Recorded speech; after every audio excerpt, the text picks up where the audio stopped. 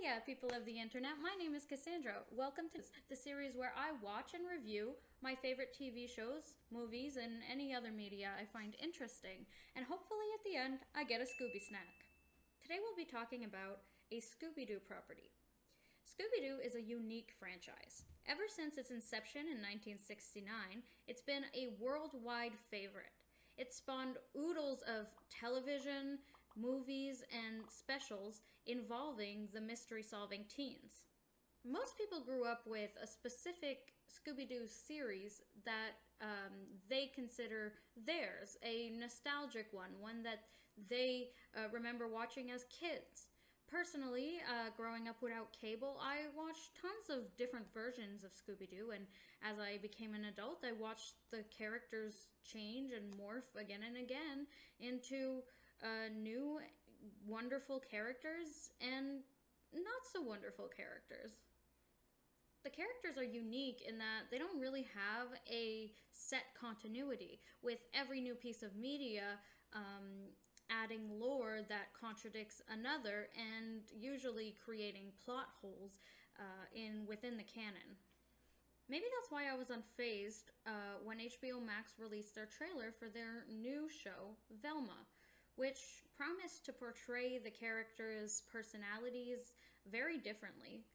Something I had no problem with, as I'd seen it done many times before, and also promised to change the characters' physical aspects quite a lot, which I thought was very interesting, as it had rarely been drastically altered in the way that it would be this time. On my first watch, I just thought it was meh. I didn't really have any opinion one way or the other. On my second rewatch, though, with a more critical eye, specifically paying attention to dialogue and character development, is when the cracks started to form for me. Velma is an animated show produced by Candice Bruder. It stars Mindy Kaling as Velma, Glenn Howerton as Fred, Sam Richardson as Norville, and Constance Wu as Daphne. The first episode was written by Charlie Grandy and directed by Anne Walker Farrell. The first episode opens with a narration by our titular character, Velma. She seems to immediately have a grudge against the entire world. It's not necessarily a bad thing for the character to feel that way. However, the way that the episode opens with immediately sort of an angry tone is quite abrasive as a watcher, especially since it's the first episode, and this is the episode where you really want to present your characters as the heroes of the story, so to speak, so that the viewers will want to root for them and keep watching. And she is immediately kind of unlikable and cold and rude. But I mean, not that she doesn't make some good points, but it just seems very angry, and which is very annoying and almost like leaning into the stereotype of angry teenager, angry black girl. Like, it's not something that's necessarily super welcomed to me as a viewer, but it's quite quick. In one shot, we see Velma Dinkley Jones written. This is Velma Dinkley, of course, and Freddie's last name Jones, written with like a heart. Remember that because it comes back later.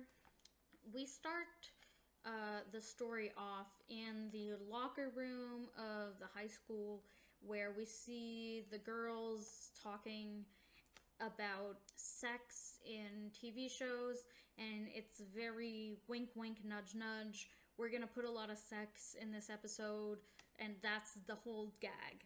But it's just kind of annoying because, first of all, no one talks like that.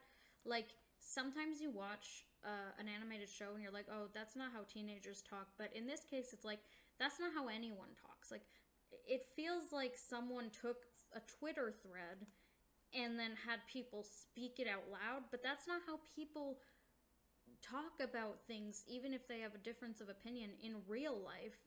You know, when you're talking with someone in real life, that's not the way that people speak. And so I just found this scene was, first of all, I think they had this joke about gratuitous sex, and so they put all these girls in the locker room getting in the shower and getting changed and stuff, and it's supposed to be like this funny ha-ha thing. But I find it really weird because they never specify exactly in that scene, but I think they're all supposed to be under 17, so it's just very uncomfortable to me as a woman who like remembers what the locker room was actually like, and remembers like how there was always this like air, like this sort of air around it, like, ooh, it's sexy, and it's like it's just creepy. Like, it's what, like, I don't understand why grown men are sexualizing a locker room for, you know, teenage girls. Like, it's just very weird. But, you know, I think that's supposed to be the joke. It just doesn't land with me. And then the entire show, and especially this first part here, is so self-referential. The entire locker room scene has this very weird air of them trying to say something, but they don't really say anything. I think they very briefly try to address the issue of changing Velma's race, of changing Shaggy's race, of changing Daphne's race, and I think they try to address it, but they address it so quickly and without talking in detail about why, you know, what it means and why it's not the same as doing the opposite, and they don't really talk about that at all. They really mention it really quickly. They don't really say anything about it, and at that point it feels like just don't bring it up at all, because if you're going to bring it up just to add nothing to the conversation, just to not even defend it, not even say anything about it, then why even bring it up just to point it out? Like, it's annoying. This is a thing that this show does a lot, actually, bringing up sensitive topics and then saying nothing about them. And it's almost as if they want to capitalize on the fact that this topic is a sensitive one, or this topic is a divisive one, but they don't want to put the time and effort into actually taking a stance or saying anything about it. So a girl in Velma's class has been killed and stuffed in a locker. They open the locker and find her, and her brain has been taken out. And so Velma has to go to the police station, and she is questioned by who we later find out are Daphne's parents, and they are two women cops, one of which is a black woman, and it makes me uncomfortable. They have this young black girl in this interrogation with the cops, and she's being blamed for a murder on very, very small amount of circumstantial evidence. And it feels like they're trying to skirt around the issue of Black Lives Matter and skirt around the issues of police brutality and police incompetence by making these cops women who are also gay, and one of them is a person of color. And it feels like it's almost like they did it specifically so that no one could say that, you know, these cop women are evil. But to me, it doesn't matter whether or not they're gay or women or whatever. They're obviously evil to me anyway, because they are two cops who are incompetent, who admit that they're incompetent, and who are making a young girl defend herself and do her own investigation into this murder, or else they'll lock her up. And it really feels like kind of a really yikes storyline to have in this climate right now, and in, you know, the world where police have been doing this for hundreds of years, where they just will find a black person they have a vendetta against, or find a black person who was just happened to be in the area and convict them of something that they had nothing to do with, based on such flimsy circumstantial evidence that it doesn't even, hold up to any scrutiny, but they do it anyway. And if they are called out on it, they're just like, oh, well, should have fought harder. Like, this specific storyline seems like such a bad idea. So it just really irks me to see a young black girl being told, there is basically no evidence against you, but we're going to convict you if you don't investigate this for us, the adults who are cops.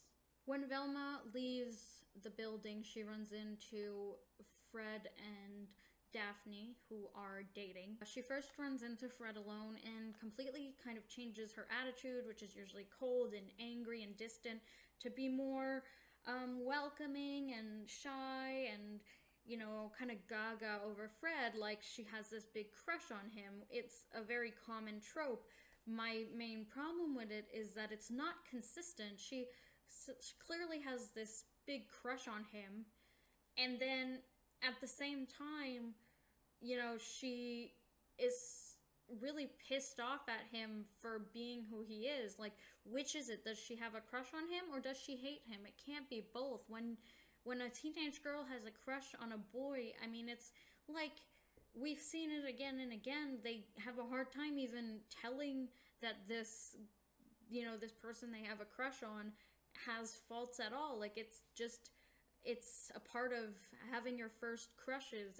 It's an overwhelming experience. You can completely, forget to be on your guard about anything, and you let this person in who maybe is not the best for you, and she is like oscillating constantly between crushing on him and absolutely despising him. It really feels like they just couldn't pick a path. It's very frustrating. You have no idea what she's ever feeling because she's constantly contradicting herself. This whole Fred storyline is very problematic to me. I've only watched the first 2 episodes, but from what I've watched, there's a lot of things that I will talk about later, but a lot of issues that are serious, brought up and then thrown out like jokes, or like they almost wanted to say something about it but then decided not to, so it's just put out there and then is let to hang in the air. And one of these things is this thing where Daphne is trying to pressure him to have sex with her in a very inappropriate way. She's just grabbing at him in public, and that's not okay. And she gets angry about it. He doesn't want to have, intercourse with her or do whatever with her, and she gets angry about it, and it's kind of seen throughout the 2 episodes I watched as like, yeah, that's weird, and that's damning on him. It really made me uncomfortable where she's like touching him in public and stuff, and I think it's almost like they thought that if they had a girl do it to a boy, that would make it less irksome, but it really grosses me out. And the fact that, like, if you just think about if the genders were reversed, like, that would never fly on TV nowadays. If a guy put his hands, down a girl's pants and started to try pressuring her into having sex, not that doesn't happen in real life, but I just don't think it would be on, HBO Max presented as sort of a joke about her, how she's such a prude and she's so weird for not wanting to have sex. It's just very weird to me that this was allowed. Everything that surrounds Fred is kind of just really gross. When Velma gets home, there's just this weird scene where her father is with his new wife and the new wife is pregnant, and she's doing a nude photo shoot a la Kim Kardashian, I suppose. And it's just very odd that she's just doing this in the middle of the kitchen, but I think, I don't know, I don't know if they expected it to be like a laugh out loud joke moment, but to me it was just like, okay, that's kind of weird. And that was kind of it. Like, there was no, it wasn't so funny, and I don't think many people found it very funny. I think most people were just like, okay, odd. Then Velma is forced to go work at her stepmother's diner, where Daphne and her friends are holding a memorial for the girl who was murdered. And Daphne publicly accuses Velma of being the murderer. So Velma storms out and runs into Fred, who is having like a sort of a meltdown. He's confides in Velma that he's being abused at home by his father. And again, this is just, he's being abused in many psychological and physical ways, and they throw it out almost like it's a joke. Like they really try to make it like, haha, he's being abused. Like, it's gross. And they make, you know, at first you think it's going to be this moment where these two people who come from completely different worlds will have something, you know, in common. They both go through something hard, and they're both going through it right now, and they'll like come together and relate to each other for a moment, but that's not what happens. Velma just immediately moves on from that, like, you know, he never said anything, and starts talking about herself in just a very self-centered way, like she wasn't even listening to him and doesn't care. And she tells the story of how her mom went missing, and she knows her mom would never leave them on purpose, but her dad thinks that she would. And so she has this vision of how her and her mom were, how she was her mom's helper, and she feels guilty because she thinks that the way that her mom disappeared was because she went and investigated and found her presents. So her mom went out to buy her a new surprise one, and that if her mom hadn't gone out to buy her a new surprise one, that she wouldn't have disappeared. So it's all her fault that her mom has disappeared. So she can't investigate things anymore because she gets these, you know, panic attacks. One thing that I actually like about the show is the panic attacks. You know, it's not that it's super realistic as to what a panic attack is to most people, but the feeling of being completely unable to function when you're having a panic attack, to be completely unable to control your own mind, and have, you know, you don't necessarily have auditory or visual hallucinations. Some people do. I have auditory hallucinations sometimes when I'm having an anxiety attack. But it's just the feeling of this mantra in your mind. For Velma, for example, it's that if she investigates, bad things will happen. That she's the reason that her mother disappeared. And so that's kind of something that does happen a lot with people who have anxiety attacks, where they get stuck in a loop of the same, you know, one or two sentences looping over and over in their heads, and they cannot break out of it. I know that's how I experience many anxiety attacks. The beginning to it and the following of it manifests itself in many, many different ways, but during the panic attack, almost always some sort of mantra is running through my mind that's keeping me locked in this state of absolute terror and fear and reproach of myself, usually.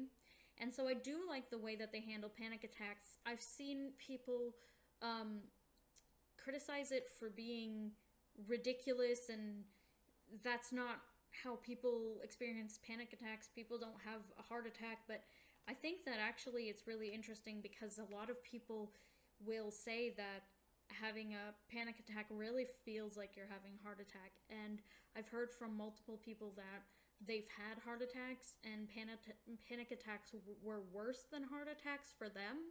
So I think that, yeah, there's this element of fantasy and, overdoing it to it, but it's an animated show, so obviously it's gonna have that. I still think that the panic attacks, the imagery of it, how the light shifts, the color shifts, it makes it feel like you're not quite in the same space that you just were, and that's how I really experience my panic attacks, where when I am in one, I really feel like I'm in a completely different space. Like, the space around me is way bigger than it was before. I feel so small and so helpless in that moment, and a lot of the colors get much like dimmer to me, and I have a hard time to even like process where I am, what my surroundings are. And I think that taking all of these psychological factors that actually happen and putting them in to a drawing, putting it in with a monster and making it a physical being that you can see, is actually really a really interesting way to visualize it. And I liked the panic attacks. I thought that they were good, and I thought that the way that her father just brushes her off was good as well, because a lot of parents, well, especially with teenage children, think that, they're just being dramatic and not realize how soul-wrenching a panic attack actually can be. So, as much criticism as I have about the show, I really have to say that the panic attacks were something that I actually really appreciated and I enjoyed. That's when Norville arrived, aka Shaggy, in case you didn't know. Shaggy's actual legal first name is, and always has been, Norville, but in this show he doesn't have the nickname Shaggy. Shaggy, aka Norville, I'll probably call him Shaggy.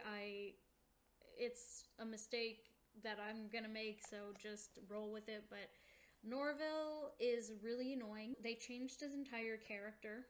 They didn't just tweak his personality to fit into this universe. They really changed his entire character, as they did with almost all of them. I'd say Daphne is the least changed. She is changed a lot, but she's probably the least changed of them all. Norville, I would say, is the most changed. A lot of their jokes are literally about how he's nothing like the regular Shaggy, and it really bothers me because he brings a much needed levity to the group. Here, Double Ugly, go buy yourself a new face. In the original show and most subsequent shows, he brings a much needed, sense of, let's just go home and eat burgers. You should be hanging out in malt shops, not loitering in condemned buildings. Like Batman just told us to get a milkshake. I think we should listen. Yeah, to the malt shop. Like 5 chocolate shakes, my good woman. What are the rest of you guys having? He kind of has this very carefree vibe about him. He's a scaredy cat and he's frightened of things, but he's also a compassionate person. He goes into these situations that he's terrified of because he genuinely wants to help people.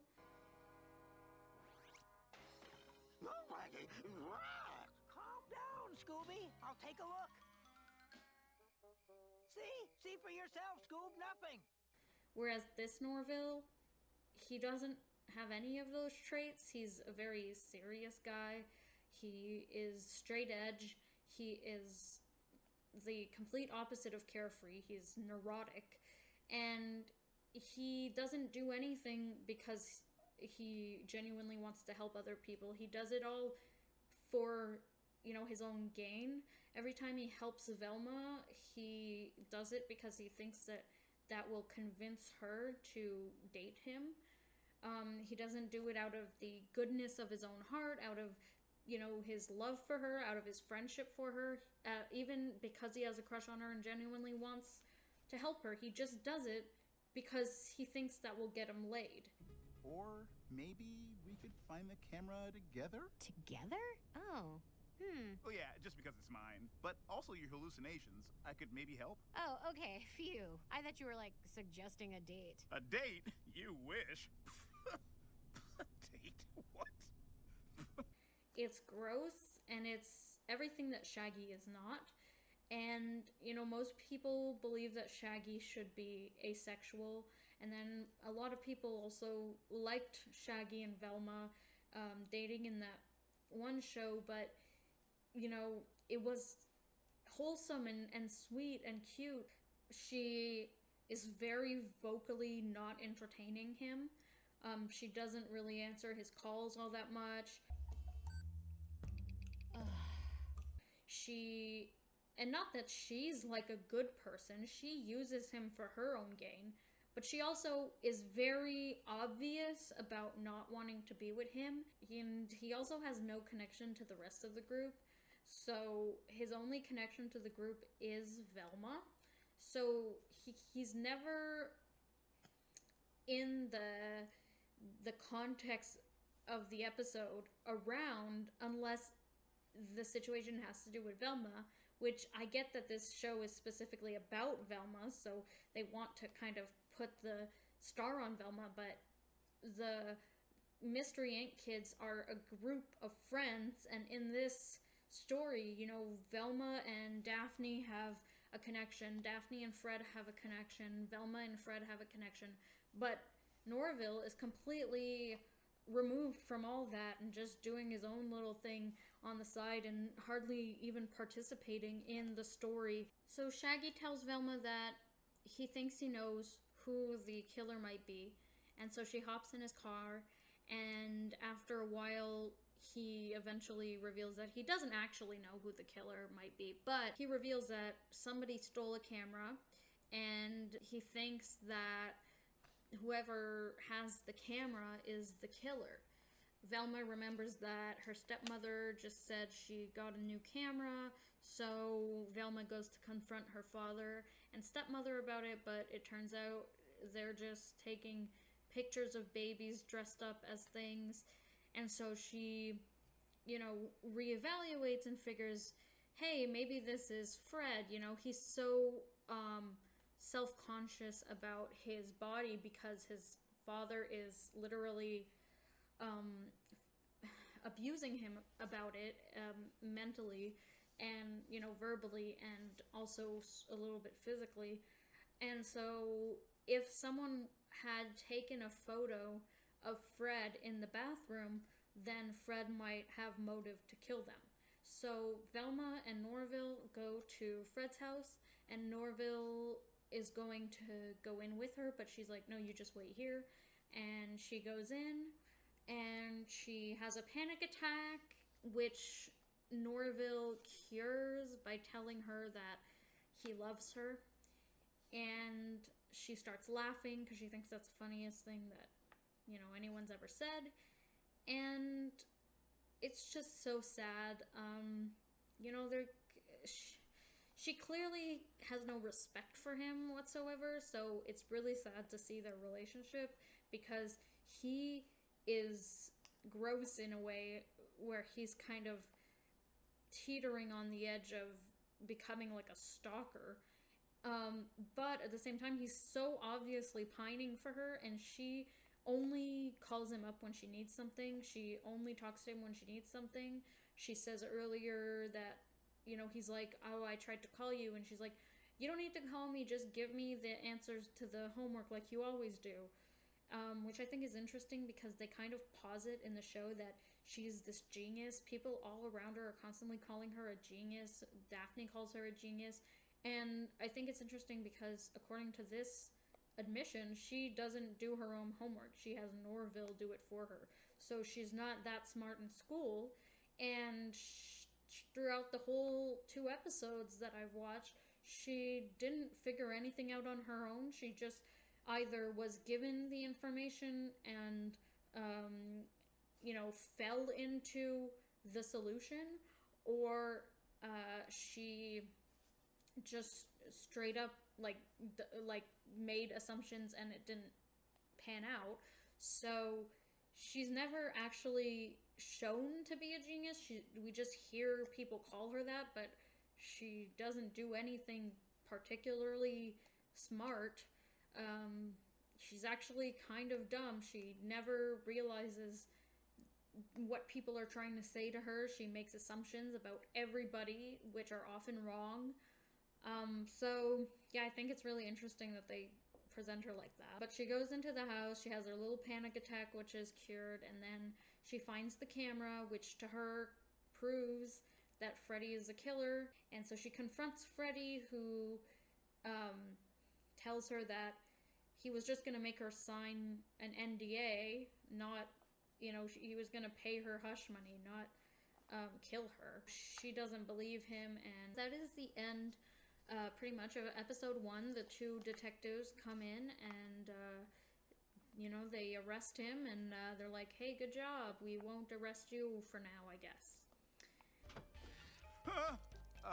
Velma, you should see this.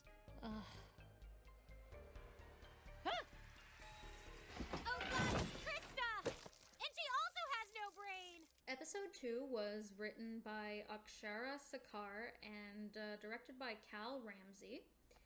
It starts with basically where we left off last time, where Fred has been arrested, and Velma finds out that her father is going to be representing him, her father being a lawyer. Velma is trying to gather this evidence that he did it, and because she's going to have to be the main witness, and she's angry at her father. She continues to be rude to everyone around her, and which leads me to the main point about why this show really sucks in my opinion. All of the characters are unlikable. All 4 main characters especially are really unlikable, but genuinely all of the characters are unlikable. You can't make a show, even if your goal of your show is to be, you know, crass and have the characters be, you know, rude and you know, angry at the world. You can't have them all be unlikable, because then you're not rooting for anyone. You're just watching a bunch of people be mean to each other, and it gets really tired really fast. If you look at other shows that have this, the main characters are unlikable thing, for example, It's Always Sunny in Philadelphia, why it works is that the main characters are unlikable, so you want to see them fail, and that's what happens. You see them take on these stupid opportunities, and you want to see how they're going to fail. You love to see them fail when they are, you know, succeeding, falling upward, as they say. But in this show, they don't want you to want the characters to fail. You want them to catch the killer. You want Velma to find her mother. But since the characters are so unlikable, you don't really want to stick around to see how they do that. You're just like, well, you know, if they do, they do, but I don't have any any strong empathy for any of these characters because they all suck so bad. Whereas in shows where the characters are unlikable on purpose and you're supposed to dislike them, the whole point is not that you want them to reach their goals, it's that you want to see how they will fumble the ball again. The Golden God! I am untethered and my rage knows no bounds! So Velma makes her point as to why she is sure that Freddy did it, and her point is that he did it because he's a rich white guy. Ridiculous. This storyline is just really annoying because they use the fact that his body doesn't look like other people's to make it seem like he did this because he didn't want anyone to see this moral failing of his, but they don't delve into that at all. They just say, well, he's rich and white, so that's why he did it. rich white men do disproportionately get away with things that other like lower classes and minorities would not. However, can we delve deeper into this whole body shaming thing? Because all they do throughout this entire show is body shame, and it's so tired and annoying. And you know, why don't we look into, okay, well, his father is abusing him, maybe that can, you know, alter how Velma perceives him. Maybe his father is abusing him about this, so he's so, you know, scared of his father getting angry at him if this photo were to get out, that he snaps and then he kills her. Maybe that's what Velma's thinking. But no, she doesn't give a reason why he would, you know, move all the way to murder. She just says he's white, so that's why he probably did it. It's just not a good reason. And also, if the story is he's white so he would have gotten away with it, then he's not getting away with it. He's in jail right now, right? So you can't the story be about, well, I don't want my father to represent him because I don't want him to get away with it because white men disproportionately get away with things like this. Like, but no, she's just angry at the world in general and never really puts a finger on why anything might be happening, which I guess is kind of realistic for a teenager in real life, but this is a show about a mystery being solved. So I would like her to have any sort of critical thinking at all. It would be nice.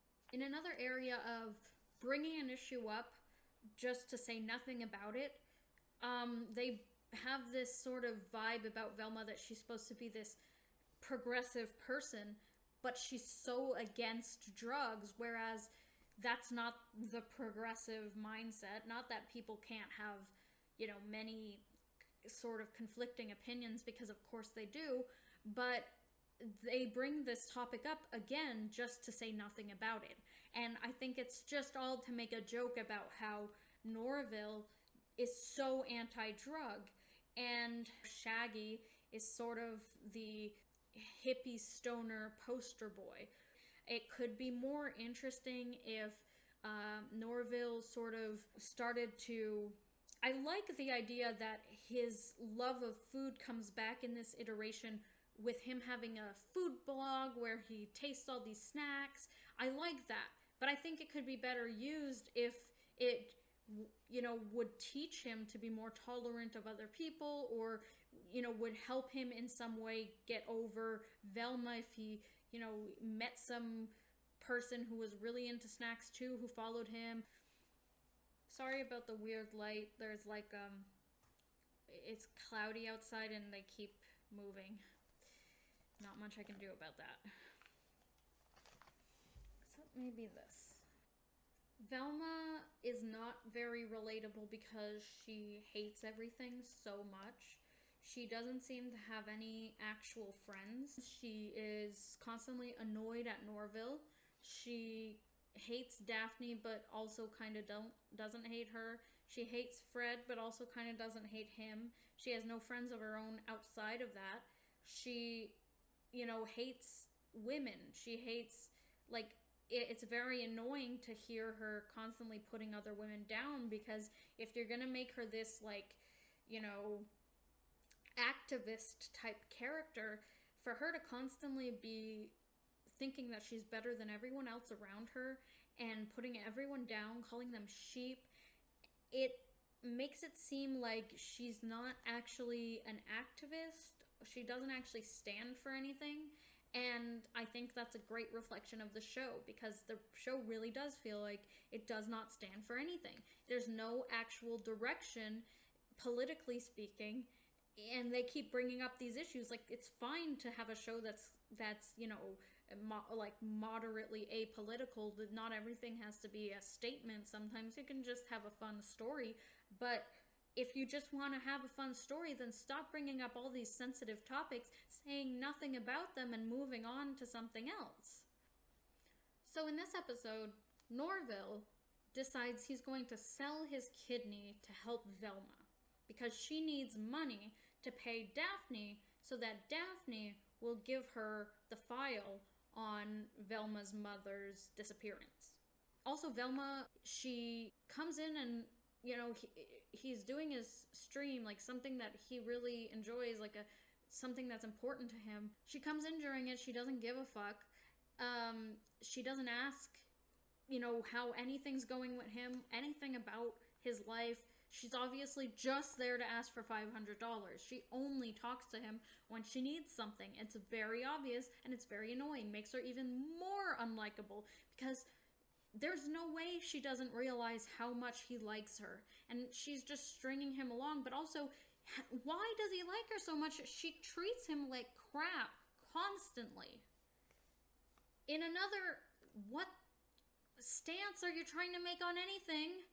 Velma tries to sell drugs to help, you know, pay off her debt to Daphne. And during this time, she judges everyone around her. In one instance of a judgment like that, she insults someone by saying that they're going to work on an organic farm. Like, what does that mean? Let's roll. Yeah, go. I don't care. Enjoy your slow descent into organic farming, losers. Like, do you see what I mean? Like, there's nothing about her opinions makes sense. What is wrong with organic farming? Like, why is that a bad thing? Explain. It doesn't make sense. And more importantly, how is that an insult? I mean, you don't just go up to someone and be like, well, good luck on your modeling career. Like, that's not an insult just because you say it in an insulting tone. I will say, though, that one of my favorite tropes in TV, even though it's stupid and done to death, is the constantly being hurt guy, right? So like in SpongeBob, the my leg guy. My leg! Or in It's Always Sunny, there's Cricket, or the who killed Kenny joke. Just the idea that this one character is constantly being, you know, abused or hurt or whatever, but just like in the background, not like the main characters don't care. And so this one guy, red hair guy, being the, you know, the punching bag of the show and like constantly getting hurt just because Velma's around, does make me chuckle. I do like that trope. I just find it so funny when a character is like just trying to live their life and they're constantly in the background getting hurt just because the main character happens to be around. Kind of like the cabbage guy in Avatar. You know, it's just funny, and I can't explain why. It just makes me laugh. We see this nice moment between Daphne and Velma where they kind of bond, and Daphne is redeeming herself little by little. You know, we find out that she's selling drugs because she wants to raise money to find her biological parents and, you know, find out about them. And, you know, it seems like Velma makes some progress. Unfortunately, by the end of the episode, all of that will be gone. She tries to not judge people immediately upon seeing them, but by the end of the episode, she goes right back to her usual ways. She doesn't actually evolve or stay evolved. Obviously, Daphne and Velma is a pairing many people have wanted for many, many, many, many moons, and so in this show we finally have that pairing. Unfortunately, the way it's done is not great. First of all, they're not like the Daphne and Velma of the shows where people really ship them. They're both insufferable people, especially Velma, who judges Daphne for every little thing she does. Daphne is so materialistic that she would throw away, you know, Velma for a quarter, and they just don't get along half the time because they're fighting all the time. And the way that their first kiss goes is weird because Velma's in the middle of a panic attack and Daphne just kisses her. I mean, it is a cute moment, like I can't deny that. The actual kiss is cute, and it's nice that they kind of melt into each other for a minute and kind of just stop being, you know, angry teenagers for a second and just be two people. But yeah, that trope is tired. I don't like it, but also, like, I just feel like these two characters are not super compatible because they're so amped up and angry at the world, and so they're going to eventually be angry at each other. So that's how the episode ends. Did that work? Yeah.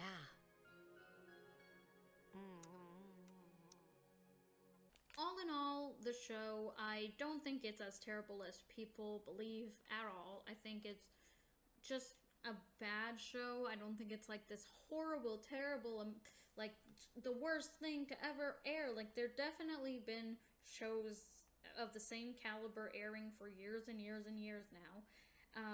And honestly, it's not woke, like, at all. There's no wokeness in it. They don't take a stance on anything. Everything that they say is just a half-assed attempt at a dialogue on any issue that they bring up. Most of the issues are just brought up and then hang in the air to let the show get heavy, and then they just move on and never talk about it again. Most of the scenes that people consider to be woke make everyone uncomfortable, not, one side or the other. And it's not particularly a right, leaning show either. There's tons of, stances that are definitely more left-leaning. But, again, every stance is just half-baked, and nothing is ever explained about why the characters think the way they do, or they never even really explain the way they think. It's just kind of left up to interpretation, and a lot of the times things are just brought up that we never find out more about. So yeah, it's not a good show, but it's definitely not as terrible as people were saying it is when it first came out. Like, say the show is just a clumsy attempt at relatability in a very divisive world. It doesn't know what it's trying to say, and it leaves its audience confused about how to feel as well.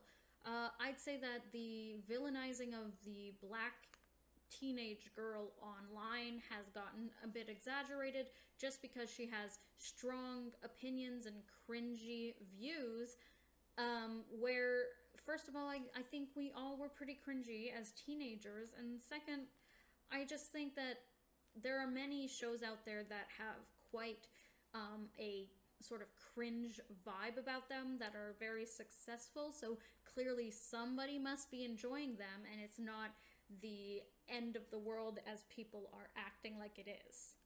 So what do you think about Velma? Have you watched it? Do you plan to watch it?